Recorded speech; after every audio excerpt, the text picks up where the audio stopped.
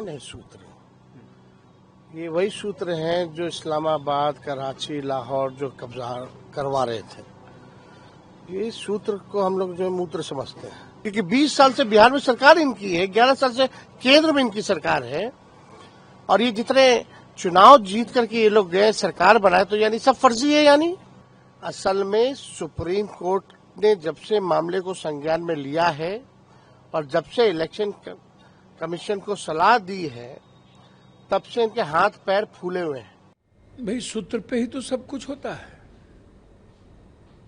सूत्र तो ही एक माध्यम है।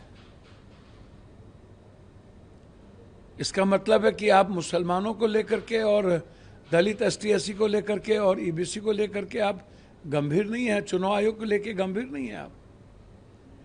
अब आप हमको बताइए, चुनाव आयोग धृतराष्ट्र तो हो ही गए हैं, साइको हो चुके हैं वो। ना वो सुप्रीम कोर्ट की सलाह मान रहे हैं, ना वो संविधान को मान रहे हैं। सुप्रीम कोर्ट ने उन्हें सलाह दी, साफ शब्दों में कहा कि तुम किसी भी कीमत पर आप ये तय नहीं कर सकते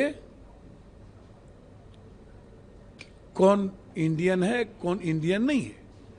आप कॉन्स्टिट्यूशन के तहत काम कीजिए, और मेरी सलाह है कि आप इस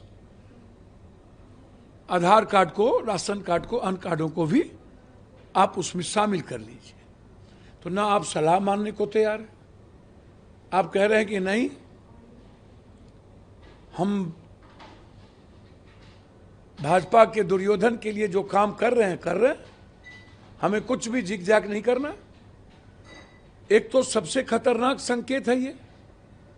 दूसरी बात, सुप्रीम कोर्ट ने उन्हें एक और सलाह दी थी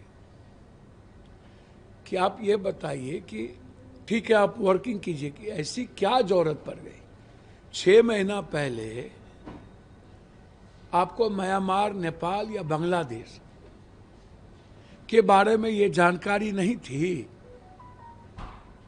जब आप नए वोटर लिस्ट को तैयार कर रहे थे, और ना ही आप अरुण जेटली लॉ मिनिस्टर के उन मुद्दों को याद है कि आपको किस परिस्थिति में वोटर लिस्ट में किन के नाम को ऐड करना है और किन के नाम को बाहर करना है। आप वो भी ध्यान में आपको नहीं है। अब आप कह रहे हैं कि मैं जा रहा हूं, हमें पता चला। तो हम चुनाव आयोग से पूछना चाहेंगे, अभी तो आपने फॉर्म बांटना शुरू किया, अब फॉर्म कहीं से आया नहीं।